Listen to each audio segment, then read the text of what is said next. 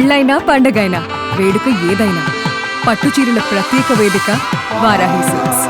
TDP కీలక నిర్ణయాన్ని ప్రకటించింది. పార్టీలో ఉన్నటువంటి టీడీపీలో ఉన్నటువంటి యువ నాయకులు ఎప్పుడెప్పుడా ఎదురు చూస్తుంది.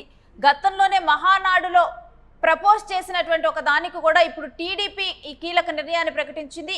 మంత్రి నారా లోకేష్ కు ప్రమోషన్ వచ్చింది. పార్టీ వర్కింగ్ ప్రెసిడెంట్ గా లోకేష్ నియామకం జరిగింది.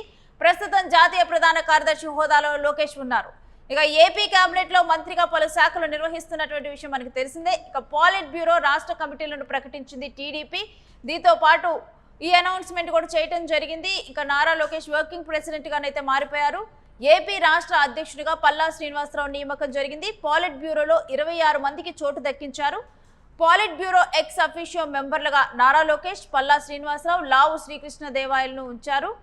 ఇక జాతీయ ప్రధాన కార్యదర్శిగా రామ్మోహన్ నాయుడు, పైరెడ్డి శబరి, రాజేష్ కిలారుకు చోటు లభించింది. ఇక నారా లోకేష్ వర్కింగ్ ప్రెసిడెంట్ అనే అంశం గతంలో మహానాడు జరిగినప్పుడు ఈ అంశం తెర మీదకి వచ్చింది. నారా లోకేష్ ఇప్పటికే పార్టీ కార్యకలాపాలు చూసుకుంటున్నారు. ఇటు పాలనలో చంద్రబాబు బిజీగా ఉన్న సమయంలో కానీ ఇక్కడ ఉన్నటువంటి పార్టీలో ఉన్నటువంటి కార్యకర్తలను కానీ లేకపోతే పార్టీలో ఉన్నటువంటి నాయకులను కానీ అందరినీ కోఆర్డినేట్ చేసుకోవటం, ఎక్కడైనా విభేదాలు వస్తే వాటి గురించి ఆరా తీసి తెలుసుకోవటం, వీటన్నిటిలో కూడా నారా లోకేష్ అన్ని కార్యక్రమాలు దగ్గరుండి చూసుకుంటున్నాడు. మరొక వైపు యువ నాయకులకి దగ్గర ఉంటున్నాడు.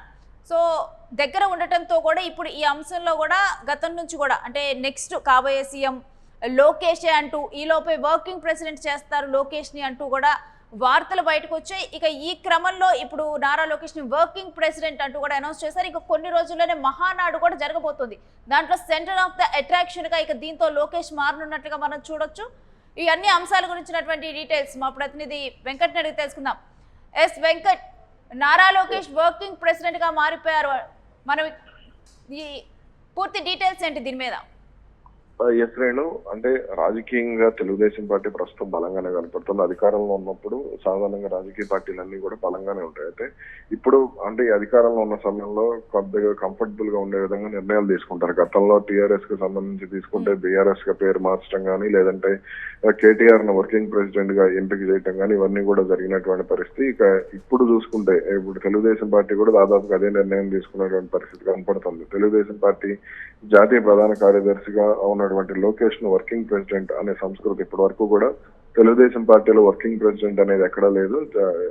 దీంతో ఇప్పుడు లోకేష్ కోసం దాన్ని తీసుకొచ్చారు. ఎందుకంటే యువగళం పాదయాత్రలో కానీ, లేదంటే 2019 నుంచి 24 వరకు ఆయన పార్టీ కోసం పడినటువంటి శ్రమ, వీటన్నింటినీ గుర్తించి అధికారంలోకి రావడానికి కీలకంగా వ్యవహరించడం, అదేవిధంగా మంత్రిగా కూడా ఇప్పుడు ఆయన కొంత సమర్థవంతంగా పనిచేయడం, అదేవిధంగా రాష్ట్ర వ్యాప్తంగా పార్టీ బాధ్యతలను కూడా చూడటం, నేతల మధ్య సమన్వయం కోసం కానీ, ఇవన్నీ కూడా సీనియర్లు జూనియర్లతో సమన్వయం కానీ ఇవన్నీ కూడా లోకేష్ చేస్తూ వస్తున్నారు. ఈ నేపథ్యంలో ఆయన పార్టీ వర్కింగ్ ప్రెసిడెంట్ గా ప్రకటించడం అనేది జరిగింది. అదేవిధంగా అటు టీడీపీ రాష్ట్ర అధ్యక్షుడిగా మళ్ళీ పల్లా శ్రీనివాసరావు కొనసాగనున్నారు.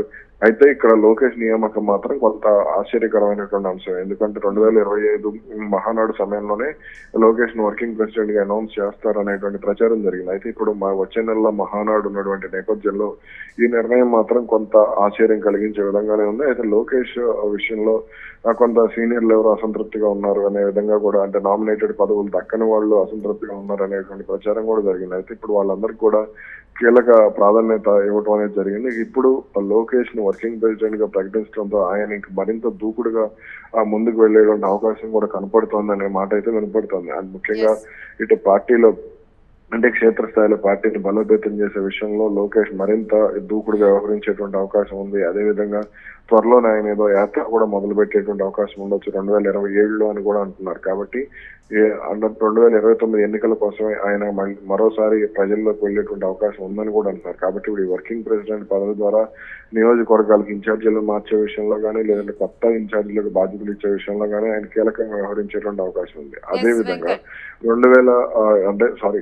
ఇప్పుడు 2029 ఎన్నికలకి సీట్లు పెరిగేటువంటి అవకాశం కూడా ఉంది. ఎంపీ సీట్లు పెరుగుతాయి, అదేవిధంగా అసెంబ్లీ సీట్లు పెరుగుతాయి, అలాగే ఎమ్మెల్సీ స్థానాలు కూడా పెరిగేటువంటి అవకాశం ఉంది అనేటువంటి వార్తలు కూడా వస్తున్నటువంటి పరిస్థితి. కాబట్టి ఈ లోపు లోకేష్ ఏం చేయబోతున్నారు అనేది కూడా కొంత, అంటే అప్పుడు బాధ్యత మరింతగా పెరిగేటువంటి అవకాశం కూడా ఉంటుంది. సీట్లు పెరిగినప్పుడు సభ్యులు పెరుగుతారు కాబట్టి దానికి సంబంధించి పార్టీ మరింత కసరత్తు చేయాల్సినటువంటి అవసరం, దాదాపు 263 స్థానాలు ఏమవుతాయనే ప్రచారం ఉంది. కాబట్టి మరి లోకేష్ నుంచి ఇక ఏ స్థాయిలో పనితీరు ఉండబోతుంది ఏంటనేది కూడా కొంత ఆసక్తిని రేపేటువంటి అంశమే.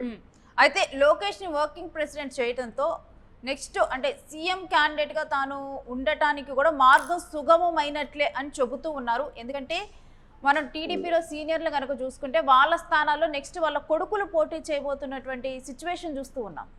అవును, ఖచ్చితంగా. అంటే తెలుగుదేశం పార్టీకి సంబంధించి భవిష్యత్తులో లోకేష్ సీఎం అవుతారు అనే ప్రచారం ఎప్పటి నుంచో ఉంది.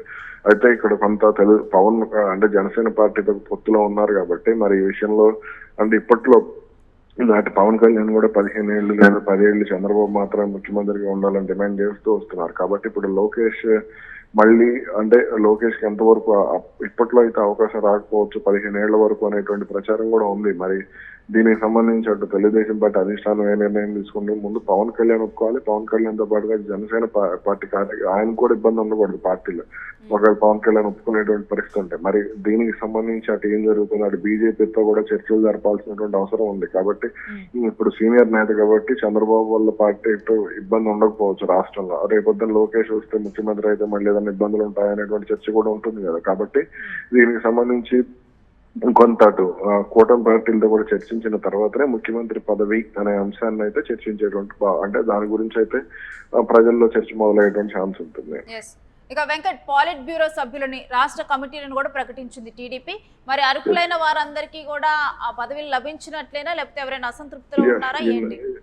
సాధారణంగా ఏదైనా పదవులు ప్రకటించినప్పుడు అసంతృప్తి అనేది సహజంగానే ఉంటుంది. ఇప్పుడు ఒక ఇంట్లో ఉన్నప్పుడు 10 మంది పిల్లలు ఉంటే 9 మందికి న్యాయం చేస్తే 10వ కాస్త అసంతృప్తిగానే ఉంటాడు. లేదా 5గురికి న్యాయం చేస్తే 5గురికి న్యాయం చేయకపోతే వాడు అసంతృప్తి. అలాగే రాజకీయ పార్టీల్లో కూడా సహజంగా జరుగుతూ ఉండేది. అయితే ఇక్కడ కొన్ని కీలక పరిణామాలు చోటు చేసుకున్నాయి. ముఖ్యంగా కిలార్ రాజేష్ పార్టీ పదవుల్లోకి నేరుగా రావడం ఒక విషయం అయితే, అలాగే అక్కడ విజయనగరం జిల్లాకు సంబంధించి గంట్యాడ శ్రీదేవి గజపతి నగరం మండల పార్టీ అధ్యక్షురాలు ఆమె ఏకంగా పాలిట్ బ్యూరోలోకి రావడం అనేది కొంత ఆశ్చర్యపరిచింది. గతంలో కలిసిట్టి అప్పలనాయుడు ఎంపీ అవడం ఒక ఆశ్చర్యకరం అయితే విజయనగరం జిల్లాకు సంబంధించి ఇక్కడ మండల పార్టీ అధ్యక్షురాలుగా ఉన్నటువంటి ఆమెను ఏకంగా పాలిట్ బ్యూరోలోకి తీసుకొచ్చారు. ఇవన్నీ కూడా కొంత ఆశ్చర్యం కలిగించినటువంటి అంశాలే. అంటే మహిళలకు ప్రాధాన్యత ఇచ్చే విషయంలో మేము ఎప్పటి నుంచి ముందుంటాము వెనక. అలాగే ఇక్కడ బీసీలకు సంబంధించి కూడా పెద్దపీట వేశారు. యువతకు అదేవిధంగా కొత్త నాయకత్వానికి కూడా పెద్దపీట వేసినటువంటి పరిస్థితి ఉంది. మరి ఇది భవిష్యత్తులో ఎలా ఉండబోతుంది అనేది చూడాలి. అంటే వెంకట్, ఇక్కడ మహిళలకు ప్రాధాన్యత లభించినటువంటి అంశం కనుక మనం చూస్తే ఈ 33% రిజర్వేషన్ ని కన్సిడర్ చేసి సార్ మహిళలకు ఎక్కువ ప్రాధాన్యత లభించింది అనుకోవాలా? ఖచ్చితంగా అనుకోవాలి. ఎందుకంటే ఈ 33% రిజర్వేషన్లు అనేటువంటి అంశం విషయంలో చంద్రబాబు ముందు నుంచి కూడా కొంత అంటే గతంలో కూడా మహిళలకు ప్రాధాన్యత ఇచ్చే విషయంలో తెలుగుదేశం పార్టీ ఆవిర్భావం నుంచి కూడా కొంత కీలకంగా వ్యవహరిస్తూ వస్తుంది. అలాగే 2024 తర్వాత అటు మంత్రివర్గంలో కూడా ఎక్కువగా ప్రాధాన్యత ఇచ్చినటువంటి పరిస్థితి ఉంది. అలాగే ఇటు క్షేత్రస్థాయిలో కూడా మహిళా ఎమ్మెల్యేలకు కూడా ఎక్కువగా ప్రాధాన్యత ఇచ్చారు. అయితే ఇప్పుడు 33% మీద రావటం ఇంకొద్దిగా కసరత్తు అయితే పెంచేటువంటి అవకాశం ఉంటుంది. అయితే మరి దీనికి సంబంధించి అంటే పార్టీలో అంటే మహిళా నేతలను కొంతమంది సాధారణంగా మహిళలు బయటకు రారు అని అంటూ ఉంటారు. కానీ గత 15 ఏళ్ళు 20 ఏళ్ళుగా మహిళా నాయకులు కూడా కొంత చక్రం తిప్పుతున్నటువంటి పరిస్థితి ఉంది. కాబట్టి ఇప్పుడు ఈ ప్రకటించినటువంటి రాష్ట్ర కమిటీలు కానీ జాతీయ కమిటీ కానీ పాలిట్ బ్యూరో కానీ ఇవన్నీ కూడా మహిళలకు ప్రాధాన్యత ఇస్తూనే అడుగులు వేశారు. మరి ఆ బిల్లు పాస్ అయిన తర్వాత అసెంబ్లీ డిలిమిటేషన్ జరిగిన తర్వాత ఎటువంటి నిర్ణయాలు ఉండబోతున్నాయనే చూడాలి. Right Venkat, stay with us. మీ దగ్గర నుంచి మరిన్ని డీటెయిల్స్ తీసుకుంటాం. ఇక ఇవాళ టీడీపీ అఫీషియల్గా కూడా అనౌన్స్ చేయడం జరిగింది. పాలిట్ బ్యూరో సభ్యుల్ని అనౌన్స్ చేసింది. దీంట్లో 26 మంది పాలిట్ బ్యూరో సభ్యులుగా ఉన్నారు. పాలిట్ బ్యూరో ఎక్స్ అఫీషియల్ మెంబర్లుగా నారా లోకేష్, పల్లా శ్రీనివాసరావు, లావు శ్రీకృష్ణదేవరాయలు ఉన్నారు. జాతీయ ప్రధాన కార్యదర్శులను ప్రకటించారు.